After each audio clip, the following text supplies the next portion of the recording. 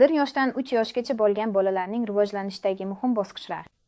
Bolalarning rivojlanish me'yorlarini bilish ota-onalar uchun juda muhim. Bu tibbiy xodimlar aralashuvini talab qiladigan og'ishlarni o'z vaqtida payqashning mumkin bo'lgan usulidir. Har bir yosh uchun rivojlanishning o'ziga xos yoshga oid mezonlari mavjud. Masalan, 1 yoshli bola allaqachon tengdoshlari bilan muloqot qila boshlaydi, gapirishni o'rganadi. Uning lugatida allaqachon qandaydir bo'ginlar yoki hatto so'zlar bor. Ko'pgina chaqaloqlar allaqachon turishlari yoki yurishlari mumkin. 2 yoshli bola allaqachon so'zlarni faol ravishda talaffuz qiladi va ba'zida hatto jumlalar tuzadi va savollar beradi. Xotira va diqqatni jamlash qobiliyati yaxshilanadi. U xotiradan eshitgan so'zlarni takrorlay oladi va tanish narsalarni taniy oladi. U ishonchli tarzda yurishi, cho'kishi, sakrashi va yugurishi mumkin.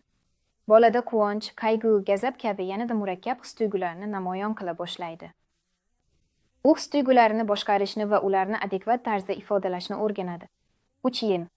Chaqaloq zinapoyadan ko'tarilish va tushishni o'rgandi. Nozik vosita mahoratini faol ishlatadi. O'z-o'zini parvarish qilishni o'rgana boshlaydi va o'zini kiyinish va yechish uchun birinchi urinishlarini qiladi. 3 yoshda tasavvur faol rivojlanadi. Bola fantaziya qilishni o'rganadi, rolli o'yinlar uchun syujetlar tuzadi, ishtirok etadi va rasm chizadi. Bolada birinchi tunda ko'riladigan dahshatli tushlar paydo bo'lishi mumkin. Chaqaloq allaqachon raqamlar, ranglar, harflarni o'rganmoqda. Bolalar transportini, velosiped, samokat, begovelni o'zlashtirmoqda.